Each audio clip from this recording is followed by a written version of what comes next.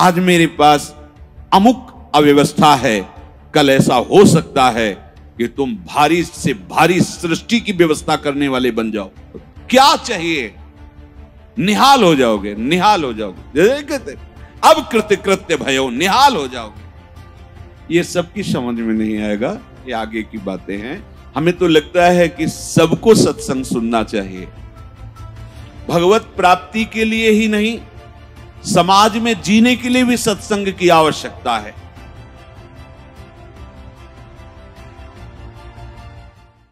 स्वीकृति, अगर ये स्वीकृति आप करते चले जाएं, जो श्रवण कर रहे हैं तो सच्ची मानिए ये भ्रम खत्म हो जाएगा कि बहुत काल जब साधना करे तब ऐसी बात आती है। हम लोग तो गृहस्थ हैं, संसारी हैं, विषयी हैं, आदि आदि। आपने स्वीकृति ही आप गलत ढंग से कर रहे हैं, स्वीकृति ही आपने सही नहीं की।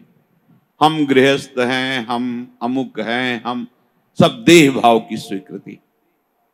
प्रभु कह रहे हैं ममैवांशो, तू मेरा अंश है, मेरा बच्चा है, मेरी आत्मा है। फिर ऐसा क्यों आप स्वीकृति नहीं कर रहे कि प्रभु मेरे हैं? सच्ची मानिए प्रभु ही अपने हैं, सच्ची मानिए प्रभु ही हमें बहुत प्यार करने वाले मित्र मिल गए, नहीं तो कोई नहीं है यहां, केवल भ्रम है। मानो प्रभु की बात को मान लो, निहाल हो जाओगे। वो इसीलिए बोल रहे हैं, इसीलिए बोल रहे हैं कि हम निहाल हो जाए, परमानंद में मगन हो जाए।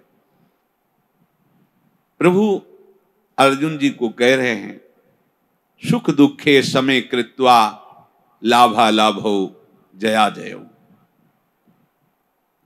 ये कर्म भूमि है, हमारा यहां जन्म हुआ है।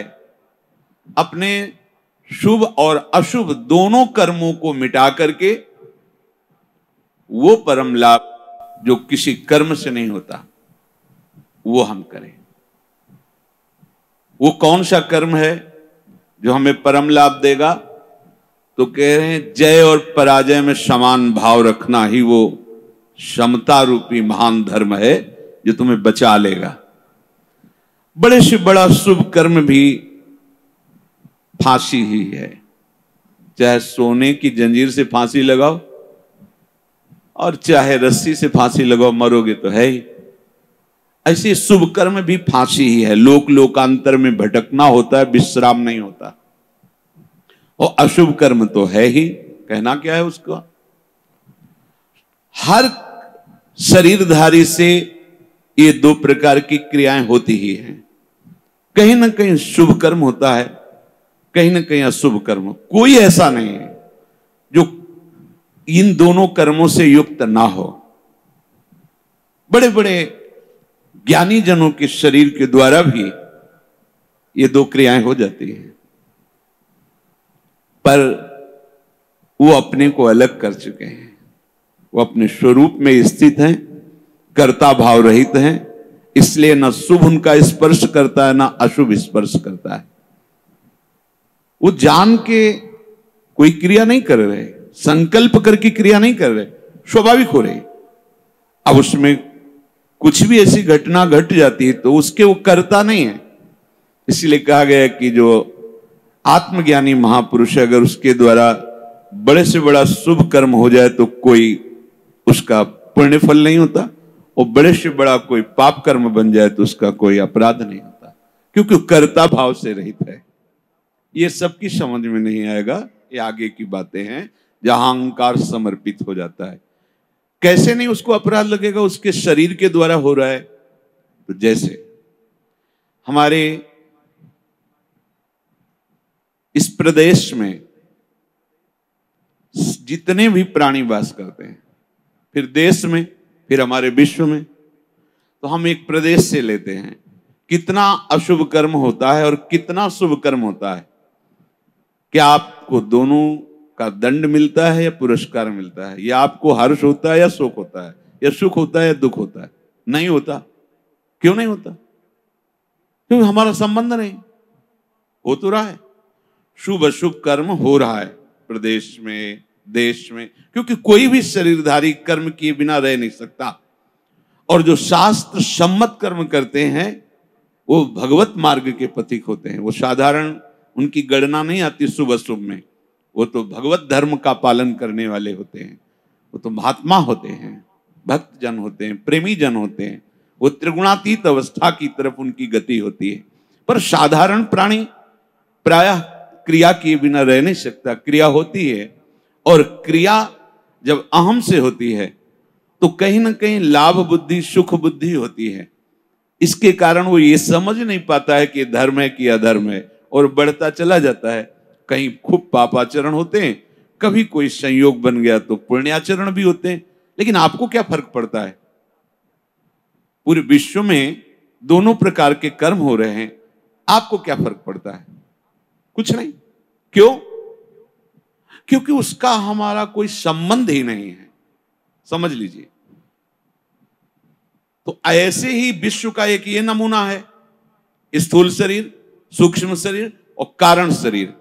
जो भगवत तत्व के ज्ञाता महापुरुष जन होते हैं, बिल्कुल जैसे तुम्हारा प्रदेश के शुभ अशुभ कर्म से कोई संबंध ना होने के कारण न हर्ष है, न शोक है, न दंड है, न पुरस्कार है, ऐसे ही इस शरीर के द्वारा हुए शुभ अशुभ कर्म उसे बांध नहीं सकते। जिसने अपने स्वरूप को अलग करके इनसे संबंध त्याग कर दिया। हमें हर्ष शोक दूसरे की क्रियाओं से इसलिए नहीं होता कि हमारा संबंध नहीं। ठीक ऐसे इस शरीर से जब ज्ञान प्राप्त हो जाता है, बिल्कुल जैसे भगवान ने कहा कि पुराना वस्त्र त्याग कर नए वस्त्र को धारण करते। सांप ने केचुल छोड़ दी, कोई संबंध नहीं। पुराना वस्त्र फेंक दिया, उसे कोई जला दे, कोई कुछ करे, कोई संबंध नहीं। वो उत्तम जगह में रखा जाए या अधम जगह में, कोई संपर्क नहीं रहता। ये देहाभिमान होने के कारण, देह भाव होने के कारण हमें अपने कर्मों का भोग भोगना पड़ता है। अब हमको जो भगवान उपदेश कर रहे हैं कि इस कर्म जाल से कैसे मुक्त होना है, क्योंकि अवश्य में भोक्तव्यम कृतम कर्म शुभाशुभम, भगवत वाणी, भोगना पड़ेगा निश्चित।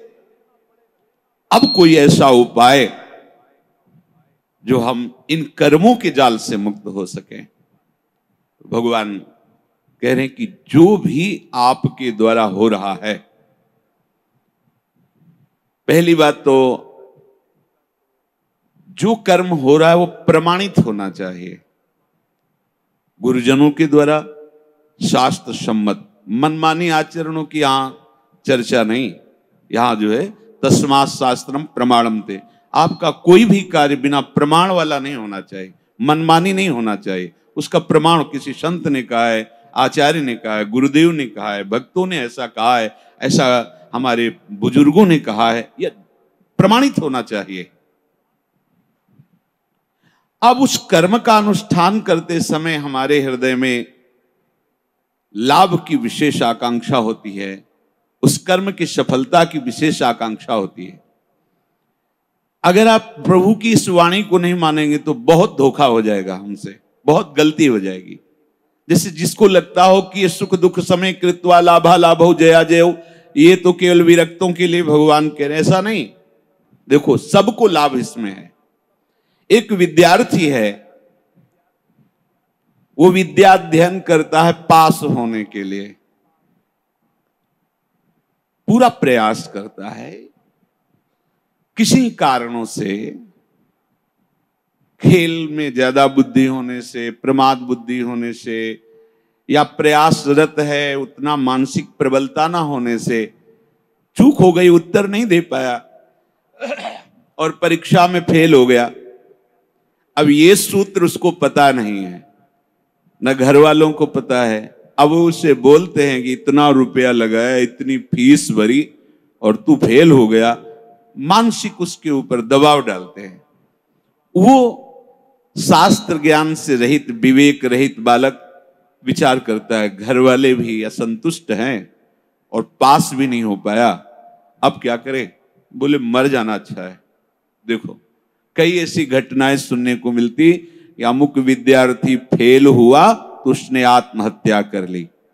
ये क्यों हुआ? ये विवेक ना होने के कारण।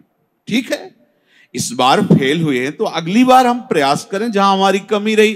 अगली बार भी फेल होते हैं तो केवल पढ़ करके विद्या या अध्ययन करके ही जीवन रखना होता है क्या?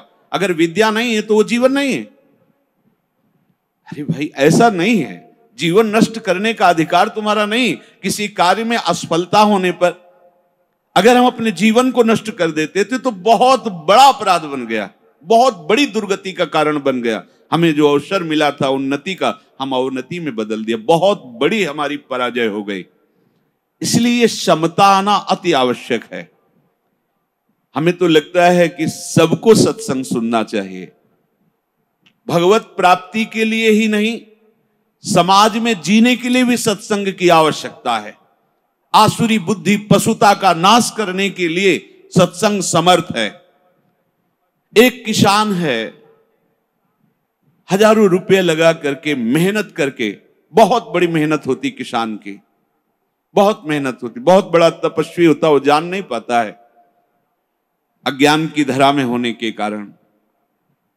जिस ठंडी में आप वस्त्र त्याग नहीं करना चाहते, पूरी रात रात पानी लगाता है गेहूं की खेती में, बड़ी मेहनत करता है। जब फसल काटने का समय आता है तो वर्षा और ओले हो जाते हैं, पूरी फसल नष्ट हो गई। कर्जा लेकर उसने खाद पानी लगाया था, बेटी का ब्याह करना है, बच्चों को पढ़ाना है, अब फसल नष्ट हो गई। कर्जा कैसे देंगे, परिवार का पालन पोषण कैसे करेंगे? इससे अच्छा है आत्महत्या कर लो। कई ऐसी घटनाएं, हम जिस कार्य में चलते हैं असफलता मिलती है तो हमको एक ही उपाय दिखाई देता है कि हम अपने को नष्ट कर लें। भारी मूर्खता। ये जो प्रभु उपदेश कर रहे, सबके मंगल के लिए उपदेश कर रहे हैं। छोटी छोटी बातें व्यवहार की। हमारा ब्याह हुआ, हमारी भावना में जो पत्नी थी वैसी नहीं मिली। अब हम जो सफलता चाहते थे इस क्रिया में, उस सफलता ने, अब द्वेष शुरू, विषमता आ गई। कैसे कैसे पापाचरण होने लगते हैं, कैसे कैसे पीछे कितनी ऐसी घटनाएं सुनने को मिल। राक्षसी बुद्धि। ये केवल बैरागियों के लिए, विरक्तों के लिए, संतों के लिए प्रवचन होता है, ऐसी बात नहीं। ये सत्संग ऐसी मति बना देगा कि आप समाज में रहते हुए भी बड़े आनंद पूर्वक सबको आनंद प्रदान करने वाले बन जाएंगे। ये जो जय और पराजय का, लाभ और हानि का, सुख और दुख का हमारे ऊपर प्रभाव पड़ता है, जब तक हम नाम जप करके अपनी बुद्धि को पवित्र करके समता में नहीं लाएंगे, तब तक बात बनने वाली नहीं। जगह जगह आप देखो, जगह जगह जहां कोई हारता है तहां वो निराशा अपने ऊपर ले आता है। हारना जीत का एक संकेत है। ऐसा मत समझो कि हारना पतन का संकेत है, नहीं। जो उत्साह संपन्न है, जो विवेकवान है, वो देखते हैं कि मैं कहां से हारा, कौन सा वो बिंदु है जहां मैंने चूक कर गया। विवेकवान तुरंत उसे संभालते हैं, आगे चलते। फिर हार होती तो फिर हमें आगे बढ़ना है, ना कि हमें शरीर नष्ट कर देना है, ना कि हमें इतना चिंतन बिगाड़ लेना कि डिप्रेशन में पहुंच जाए। हर परिस्थिति हमारे कर्म के अनुसार रची गई है। अब हमको संभालना होगा, उस कर्म के प्रवाह में बहकर हमें नष्ट नहीं होना है। इसीलिए भगवान यहां के ततो युद्धाय युज्यस्व। तुम अपने कर्तव्य कर्म करने के लिए कमर कस के खड़े हो, उत्साह संपन्न बनो, तुम्हें बिल्कुल पाप नहीं लगेगा। नैवम पापम अवाप्स्यसि। बस तुम एक काम कर लो, जय पराजय में समान भाव लाओ। जो आपने माना हुआ लाभ है, अगर हमारा पूर्ण नहीं हो रहा है तो हमें निराश नहीं होना। इस बार हमारा व्यापार सफल नहीं हुआ, इस बार अध्ययन हमारा ठीक नहीं हुआ, इस बार कृषि में हमें कमजोरी, अन्न की प्राप्ति नहीं हो पाई, हमारी खेती कमजोर हो गई। कुछ भी, कहीं भी, कैसे भी निराश नहीं होना। रात है तो दिन आएगा, आप धैर्य रखिए, प्रकाश होगा। अंधकार में उबिए नहीं और प्रकाश में फूलिए नहीं। अभिमान मत कीजिए, अंधकार आने वाला है। इसलिए सम, भगवान कह रहे समय कृत्वा, ये बहुत बड़ी विद्या है। अगर कोई कहे निकुंज में जाने के लिए इसकी क्या आवश्यकता है, तो कृपा प्रकरण में पढ़कर देखिए, तीसरे दोहे में, शत्रु मित्र समझानी सम, मान मान अपमान सम, दुख सुख लाभ न हानि, यह जो कृपा, वही प्रभु कह रहे सुख दुखे समय कृत्वा लाभा लाभ हो जया जय। इसको धारण कीजिए। छोटी छोटी सी अनुकूलता में बाधा पड़ने पर हम दुखी हो जाते हैं, हम विक्षिप्त होने लगते हैं, हम बहुत बड़े लाभ का त्याग कर देते। छोटी सी मनोनुकूल वृत्ति के विरोध होने पर, जबकि वो महामंगल विधान है, आपको समझ में नहीं आ रहा, आप इतने असंतुष्ट हो जाते हैं, इतने हार जाते हैं, इतने निराश हो जाते हैं कि परम लाभ का मार्ग ही छोड़ दिया। ये जरूरी है, जरूरी है। जैसे ये उपदेश जब होते हैं तो प्रश्न भी होते हैं कि कब तक सहें, कब तक सहें? जब तक भगवत प्राप्ति नहीं हो जाती, जब तक भगवत साक्षात्कार नहीं हो जाता, तब तक आप सहो। सहत सहत बाढ़े भगति। इसका परिणाम क्या होगा? हम तो बड़ा दुख सह रहे हैं, अपमान सह रहे हैं, विषमता सह रहे हैं, इसका परिणाम क्या होगा? भगवान कह रहे बिल्कुल निश्चिंत रहो, महाभय से तुम्हारी रक्षा निश्चित यही कर लेगा। समता, किसी के आशीर्वाद की जरूरत नहीं है। ऐसा ते विहिता सांख्ये बुद्धिर्योगे त्विमां शृणु बुद्ध्या युक्तो यया पार्थ कर्म बंधम प्रहास्यसि संतुष्टायेन केनवा। ये कला सीखनी पड़ेगी, ये कला स्वीकृति करनी पड़ेगी, नहीं आप आगे परमार्थ में नहीं बढ़ पाएंगे। हर तरह से अपने को प्रसन्न रखने की चेष्टा रखो, विवेक के द्वारा, किसी वस्तु व्यक्ति स्थान के द्वारा प्रसन्न करने की नहीं, आंतरिक विवेक के द्वारा, बाह्य कोई साधन नहीं।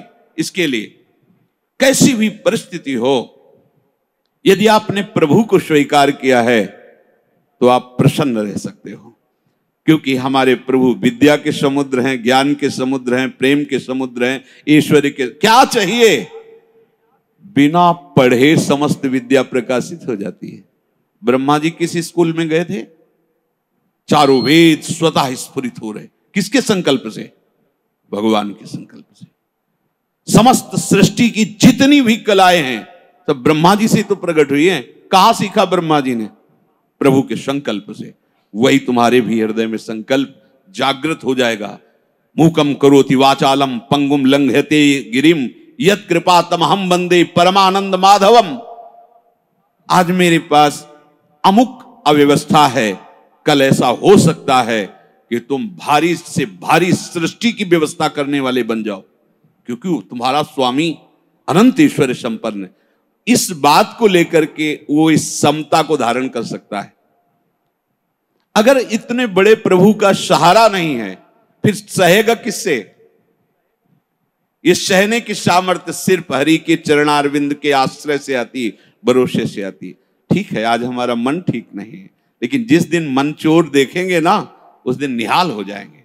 ठीक है, आज हमारी ऐसी परिस्थिति, जिस दिन वो देखेंगे ना, हम निहाल हो जाएंगे। देखो ना, कई कई दिन केवल तुलसी दल का भोग लगता है, लेकिन ना अन्य आश्रय है, ना अन्य भरोसा है श्री सुदामा जी को, है केवल कृष्ण प्यारे का। और वो भी कुछ लेने के लिए भरोसा नहीं, केवल विशुद्ध प्यार है।